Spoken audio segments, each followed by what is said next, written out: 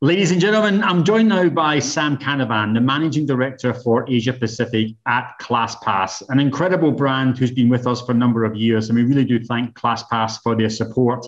One of the biggest headlines in 2021 has been their acquisition by Mindbody, a true marriage, where it seems like, of natural brands. But let me bring in Sam. We'll talk about that and much more. Sam, great to have you with us. The big news first, your acquisition by Mindbody. How are you, and how has the last few months been as you join these two great brands together?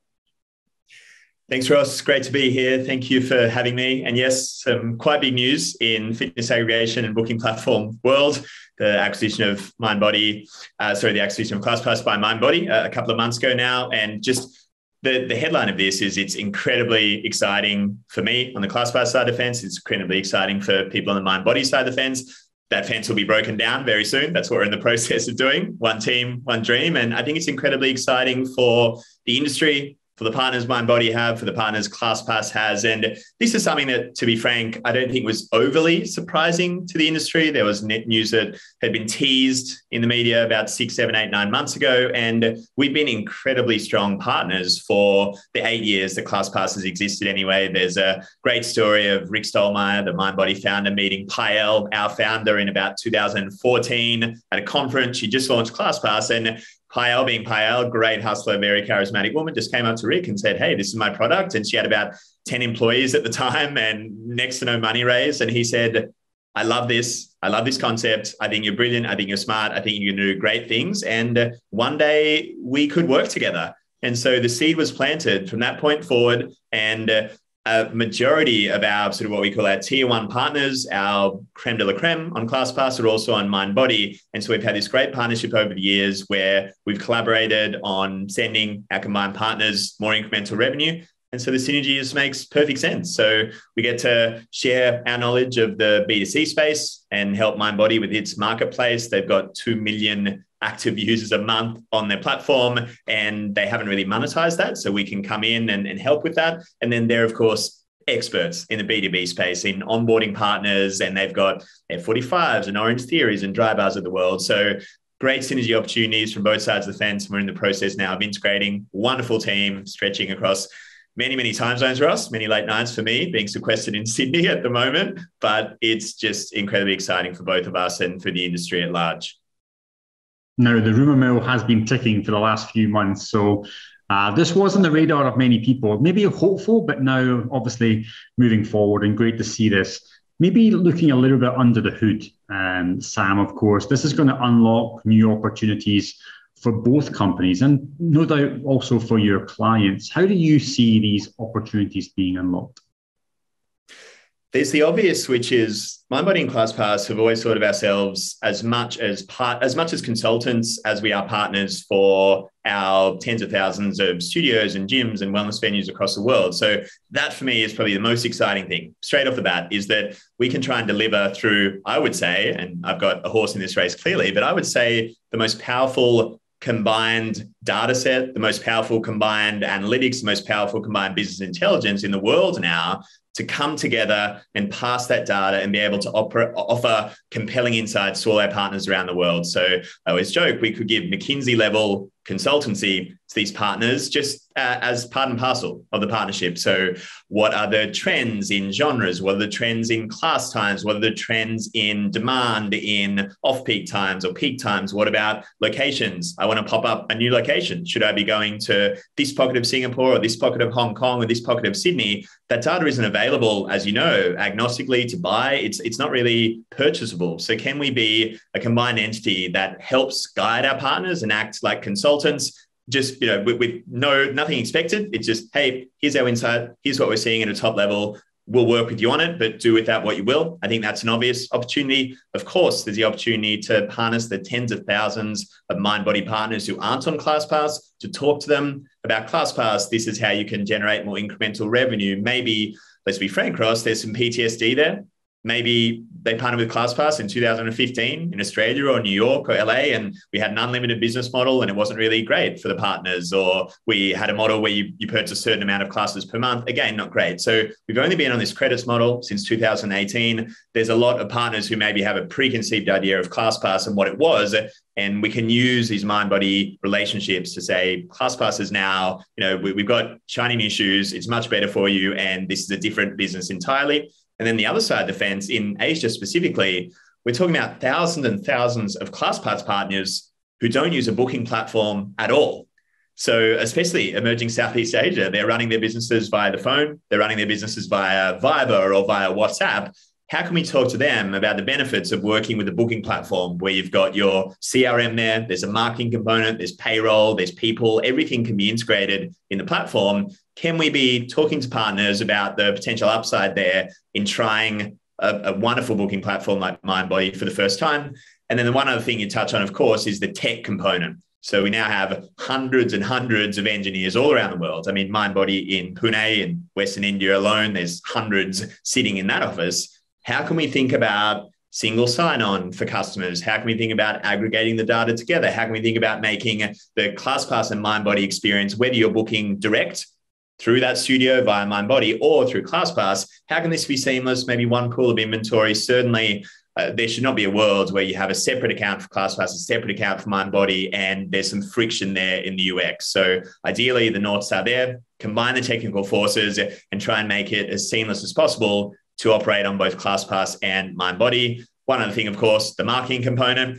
We talk to the same users a lot of the time. We're at the same conferences, Fit Summit, prime example. I know Hamer is part of this Fit Summit, wonderful Mindbody Asia managing director. How can we be thinking about combining our forces and our messaging to talk about the combined entities and spread the word together rather than this being siloed or separate? So plenty of opportunity there. And I think the net result of it, whether you're on Mindbody and on ClassPass, on one separately, or even if you're a partner on ClassPass who uses a ZingFit or OneFitStop or a Glowfox, that's absolutely fine. That's one thing I'd stress. This is your prerogative. There is never a world in which we stop that API integration. No way. We respect the decision of any operator who happens to be on ClassPass who's not on Mindbody. Absolutely fine. You can still use ClassPass. You can still get your inventory. You can still use our algorithms. There's never going to be any forced change. But for partners who are open to talking about Mindbody, we really believe in the product and we're there to facilitate the conversation. Let's rewind back a few years. You mentioned, of course, that you're not the business you used to be. And I suppose back in 2015, and back when PL was first creating the business, it was really deemed more of a fitness aggregator business, Sam. But in the past few years, especially in the last 2 to 3 years, you've really exploded to become more of a holistic offering: wellness, sports, hospitality, beauty. Looking outside of fitness to these new verticals, how do they play a role in your strategy for 2022 and beyond? Yep, very astutely identified. Originally, the genesis of ClassPass was we saw this surge in boutique fitness in North America, especially. You remember this all too well. We had solid cores and soul cycles and flywheels popping up, and new concept, a lot of inventory to merchandise. So that was always a core of our product. However, when you're expanding into 30 countries, when you have to grow your target addressable market, the fitness industry, as you know, is only so big. And so we always thought, is there a way to bed down boutique fitness, especially, then start to expand into gyms? And then the next cab off the rank was always going to be the wellness industry, which, as you know, broadly is something like 10 times bigger if you look at the sort of gross revenue than fitness alone.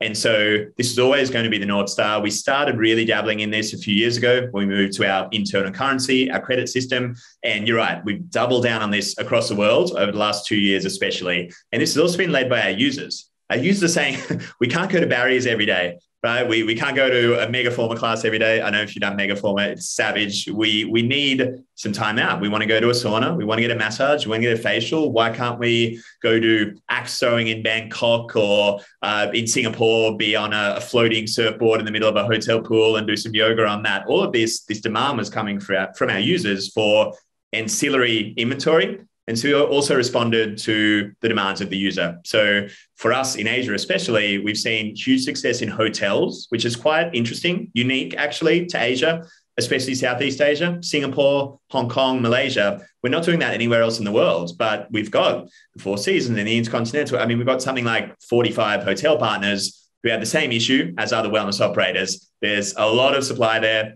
the pool's sitting there, the gym's sitting there. How can we help them? Other ancillary genres we are expanding into more and more. Certainly facials, traditional Chinese medicine, massage is our single biggest wellness genre. And then it also varies market to market. So saunas, forget about it in Southeast Asia. So for obvious reasons, right? 99% humidity and you want to get inside as quickly as possible. Saunas in Australia, going gangbusters. Saunas in New Zealand, going gangbusters. Same as float tanks, same as cryotherapy. So our users are saying we want to complement our fitness. We're sore after our barriers, and we're just simply responding to that by adding more and more inventory. The one other kind of curiosity here is food and beverage. So the Netherlands has been our big test market of all places in Amsterdam, where users were saying, we want to get our juice up to class. We want to get our salad bowl. We want to get our green shake. And the Netherlands has seen about a 1,000% increase in food and beverage bookings over the last 12 months. So does that come to Singapore and Malaysia and Australia at some point? Absolutely yes, because the real positive about our platform is we can merchandise anything, Ross. You can list it, you can pay whatever credits you want. That studio or that wellness partner or that restaurant or that gym or that hotel can get paid out whatever they think is fair. And we're agnostic, right? We don't care if it's axe throwing or Pilates. You can book it through ClassPass. And so that is the vision, to become the one-stop shop for your holistic wellness, to your point, everything from allied health to your physio, your acupuncture, through to your massage and facial, and of course, all aspects of your fitness. Now let's look at data and technology, Sam, because of course, both ClassPass and Mindbody sit upon a mountain of data. You're in a very privileged position to see the industry from a very macro point of view. You know what's happening across different markets, different verticals, different geographies. When you've looked at the data just now, Sam, in terms of customer behavior, customer demand, are you seeing a true rebound from people coming back into fitness and wellness? What are your thoughts? Any statistics, any headlines you can share from what you're seeing at the market? We are seeing a rebound. So the headline is broadly really positive. However, it varies market to market, of course. Different levels of sentiment towards how safe is it in my market, different levels of COVID restrictions. Something that we really can't ignore is consolidation of actual venues to go to. So something like the US, we've seen around half of our pre-COVID supply shut their doors permanently.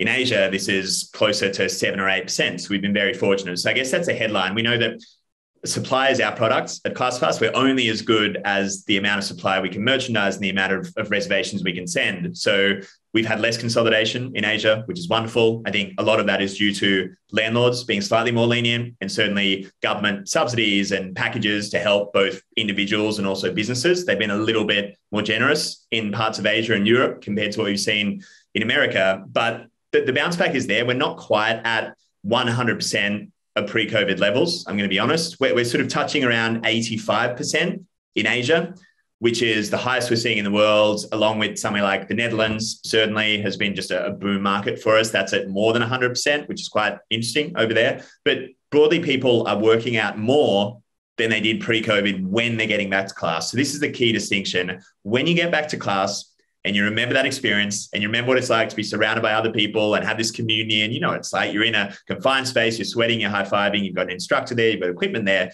they work out 10% more than they did pre-COVID. However, the percentage of users who aren't going back to class as a percentage of the overall subscriber base has also risen a little bit. So that's why net, we're not quite at 100% of pre-COVID reservations. So the biggest challenge we have is overcoming recency bias. Right? It's a very powerful force. People forget just how good it was to be back in class. And so this is why all of our marketing at the moment is geared towards just come back. We're subsidizing, ClassPass is subsidizing visits to get back into studios. And we know once we've got you back, ideally as well, you visit with a friend. So that's another trend we're seeing, that we've seen about double the reservations happening with friends. You can invite friends through the ClassPass app. About 59% of people who've taken a class on ClassPass in the last 12 months have taken it with a friend. which is a great number, much bigger than we saw pre-COVID. Hypothesis is we've been sequestered away in our homes. We want to get back and have that social interaction. So our challenge to overcome, remind people how good it is to get back into class, because the best metaphor, I've said this before, but I think it's wonderful, is your kitchen versus your restaurant. Your kitchen's at home, you cook a serviceable meal. That is your YouTube, that is your on-demand fitness, that is you sitting there in front of your laptop or on your Peloton. That's great. But does that mean you do not want that wonderful in-person experience that you just cannot emulate in your home with hundreds of square meters, $1 million fit outs, beautiful machines, community around you, great instructors? No. You still want that experience in the same way you still want restaurants, despite the fact you can cook at home. So all we need to do to mangle this long-winded metaphor is remind people how good it is to be back eating in restaurants, aka going back to in-person classes, because when they're back, they're working out more. We just need to convince them to come back in. That's a good segue into corporate health and wellness, Sam, because of course we're starting to see offices, this default might still be work from home. There's a lot of employees that like to go to office and then go and try out, not a restaurant, but a gym, a leisure centre, a sauna when they're near their office. What are your thoughts in terms of, is corporate health and wellness back? Are you seeing employers back and spending money on corporate health and wellness? And how do you see that market playing out in the next 1 to 2 years? It's a really interesting question. So the short answer is yes, it's back. It's back bigger than we've seen pre-COVID. So it talks about our subscriber base not being quite back up to pre-COVID, our reservations not quite being up. Corporate for us, you think about corporate subscribers, all of our partners, Salesforce, Google's, Nike's, Apple's, it's actually more than doubled in the last 18 months. And as a percentage of the corporates who are paying, who are contributing towards a subsidy or a fixed cost to entice their employees to work out more, it's about 90%. In the last 18 months, 90% of all our partners we've sold, we've onboarded hundreds more partners in Asia alone. 90% are dipping into their pockets and putting their money where their mouth is and saying, we know that the cheapest possible price point to access ClassPass is going to incite the highest possible usage of the product. So that's wonderful. The question we all have to solve, and nobody has the answer yet because the demographic data isn't quite there yet, but we know there's been this mass dispersion of people to the outer suburbs. It's more pronounced in places like Australia, certainly. There may be somewhere like Singapore where we know government mandates come back into office. But Australia is one example. We've seen huge upticks in a market like Brisbane, where Brisbane's had the highest net migration into Brisbane it's seen in the last 30 years. Same goes for the Gold Coast. Same goes for a place like Adelaide, whereas Sydney and Melbourne Central have seen net negative, right? They're shrinking. There's not as much immigration, of course. So it's about figuring out, looking at our data, looking at Mindbody's data. That's going to be helpful. Hopefully some census data soon. Where are these workers now working, which is also the same spots they're living? So broadly in a market like Australia, it seems to be about 2 days a week is going to be the new normal in terms of going into the office. The other 3 days you're working from home. So it's a huge advantage for ClassPass because traditionally it would be about signing a couple of studios, maybe right near your office, right? Knowing that you had the gym near the office and the Pilates studio and the yoga near the office. But now with a distributed workforce, where is the office? The office could be anywhere from the northern beaches of Sydney to the south of Brisbane. So we need to focus on building our supply network in the suburban hubs of our key markets around Asia to try and meet the demand from these corporates where they're telling us, well, it's not just about our central office anymore. It's about meeting our employees where they are when they're working from home and at the same time meeting them when they come into the office. So I think it's a huge advantage for ClassPass because, of course, we merchandise tens of thousands of locations, but we now need to actually comb through the data to try and figure out which pockets of these cities we need to target. And that's something everybody's trying to figure out at the moment, Ross. Well, it's awesome to hear, Sam, that there's so many companies now spending large amounts of money on employee health and well-being. Long may that continue. It's such an exciting space. Let's look at 2020. There's obviously been winners and there's been losers. You yourself just alluded to it earlier, the demand destruction, sadly, from some businesses falling away. But you've also saw some businesses doubling down and managed to build new studios. Looking at that supply in terms of where studios have fallen, where they have doubled up and risen again, have you saw any trends that you can comment on as to why some partners have done better than others? The macro trend here is there's been a huge flight to quality. And this sounds intuitive and it sounds obvious, but I don't think we actually internalize just how kind of comprehensively this would shake out. So if you're a studio that's not offering a markedly better experience in person compared to somebody working out at home or working out at a competitor, you're going to struggle. And so I think what COVID's ultimately done is actually it's kept us honest as an industry. Maybe there were some people who hadn't innovated for a long time. Maybe we've been coasting a little bit. Maybe we'd also been kind of benefiting from the fact that people were set in their routines, set in their ways, and never had this scenario where they were forced to stop. What are my bills? What are my subscriptions? What are my memberships? How happy am I at my gym or my yoga studio or my Pilates studio? How do I think about my workout routine in a post-COVID world? So there's been this mass pause and this mass reprioritization of all of our users all across the world. And the headline here is that if you're not offering something that's significantly better than somebody could get at home or significantly better than they could get at a competitor, then you're going to struggle. And that's why you've seen closures. And that's why we're going to see more closures, to be honest. And the cream will rise to the top. Someone like a yoga movement who's opened several new studios, one of the best yoga offerings in Asia. That's one that springs to mind straight off the bat. Someone like a Revel, a strength and conditioning concept in Sydney, again, opening locations like gangbusters. We know Exponential is coming to Australia. Of course, they're already here with Cycle Bar, with Rumble coming in. And this is cream of the crop. This is top tier. And people are demanding that because you need the few trends that we're seeing. Equipment is huge. You can't ultimately have a megaform machine in your home. You can't have all the kettlebells and all the space to sweat and do your Olympic lifts. And you can't have the trainers, of course. So people are telling us that a huge determinant of their happiness when they get back to a class is the quality of the trainers. They feel like they can push themselves much harder when they have a trainer there in person, and also being surrounded by a community as well. So I think biggest macro trend is a flight to quality. A more sort of minor trend is consolidation. We're seeing this more in North America and Europe at the moment than Asia, but I think it's also coming in Asia. You're seeing a lot of private equity-backed players in the Northern Hemisphere snapping up brands, either rebadging them under existing brands in their portfolio or just taking that brand and expanding it. But we're starting to see that in Asia as well. You look at F45's acquisition of Vive Active, wonderful high-end Pilates brand. You look at BodyFit being acquired by the Exponential brand. So we're seeing that consolidation. It's going to be a real flight to quality, which my view is that is a net positive for our industry because it's challenged us all to offer the best possible experience in person. And if you're not offering that, then maybe you're not going to be around in a little while, but this is capitalism and this is great. So I think we as consumers are all going to win out as a result of this. Like the quality of programming, quality of trainers. Let's talk about location because it seems to be that location has always been on people's mind.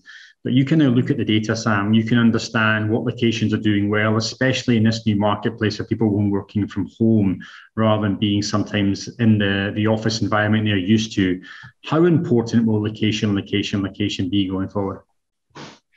I think sometimes we're not as candid as we should be as an industry, Ross, about the importance of location. We don't actually recognize that it's quite rare to have a purely destinational location. And, I get the absolute rabid fans who are willing to jump on an MRT for 25 minutes to commute to go into something as great as Barry's. But on the whole, they're actually the exception, not the rule. So what we see is that our users want a location within 5 minutes of where they are at any one time. So 5 minutes within their workplace, 5 minutes within their home, 5 minutes within wherever they're located. The majority of our bookings, just as one example, through ClassPass come by the pins filter. So you literally just look, you search your pin, it's going to default to sort of 500 meters around you. And that's how the majority of our bookings are made. So I don't think we can underestimate the importance of location. My view, talking to many operators in the industry, is an exceptional location and an average product is probably going to end up on par with an average to bad location and an exceptional product. So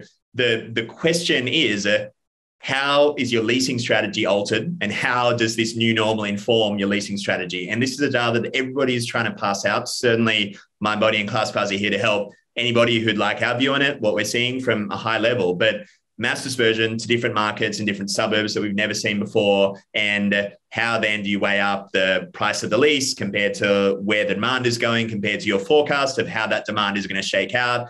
Again, a market like Singapore, maybe it softens in the suburbs and people flood back to the CBD. A market like Sydney or Melbourne or Brisbane, I don't see that happening. So location, hugely important, always has been, more so now, I think. And we need to figure out what is the new leasing strategy and what are the new locations that people should be targeting. I think one other little interesting point that we found is that people seem to be more open to traveling a little bit further into discovering new genres and new locations near their home rather than their workplace. So the trend that we're seeing is people returning to their workplace and to the CBDs, habituating at venues they've been to pre-COVID. So, putting back on the old jumper, it's familiar, it's easy. But when you work from home, you don't have a commute, you feel like you've got a bit more time freed up in your day. Maybe there isn't that location right on the doorstep of your home. So you're willing to jump in a car, on a train and travel 5-10 minutes. So that's another little kind of caveat to this is maybe operators have a bit more flexibility with their location in the suburbs. They might actually capture more people from surrounding suburbs. So you kind of have to say, as a net result of that, and that cost of lease, is that positive compared to a CBD only strategy? So I guess that the headline here is remains to be seen, but the way people are consuming these genres and the locations that operators should be thinking about, it's completely different to what it looked like in 2019, where it was very CBD centric. But again, Yoga Movement, prime example. Would they have opened in the heartlands of Serangoon in 2019? Probably not. Who knows? But probably not. And they're seeing this data and this dispersion of demand. As I said, we're happy to help any operators who are interested in what we're seeing. Thanks, Sam. Closing question now. You've got a lot on. 2022, I think everyone can kind of line to is going to be a great year. But looking into next year, perhaps even in the years to come, Sam, what excites you most about the marketplace now and what's going to happen? I think, to invoke that Mark Twain quote that often comes out, the reports of the in-person studio fitness death have been greatly exaggerated. We can certainly see that. You look at Peloton share price versus Planet Fitnesses or Exponentials in the last 12 months. That's quite a nice proxy. And I'm incredibly bullish about the fact that this is an industry that is only going to grow off the back of COVID, which is obviously a public health issue. And what is the biggest determinant in the broader public's health? It's how sick they are, or sort of how regularly they get sick, and what's the biggest determining factor in people's immunity and people's happiness and the mental health component as well. It's by and large exercise. So I'm very excited about the fact that we see that 86% of our users are saying they are going to prioritize their health and wellness more from 2022 than they ever did pre-COVID. 86% is a huge number. I'm sure we'd see this across the board. I'm bullish about the fact that during lockdowns, we've had more people exposed to fitness than we ever would have had before, who were intimidated at the prospect of stepping into a gym. What's a barbell? There's instructors. I'm surrounded by people. Very intimidating. But you could be there in the comfort of your lounge room doing your Chris Hemsworth class, or doing your Kayla Itsini's class, or doing your yoga with Ariane class. And you're now thinking about the extension to that at-home experience. Now you've got a bit more confidence. It's coming back for the first time, or maybe for the first time in a long time, to an in-person experience. So I think the digital component will fill the top of funnel for the in-person operators. I'm really sanguine on that.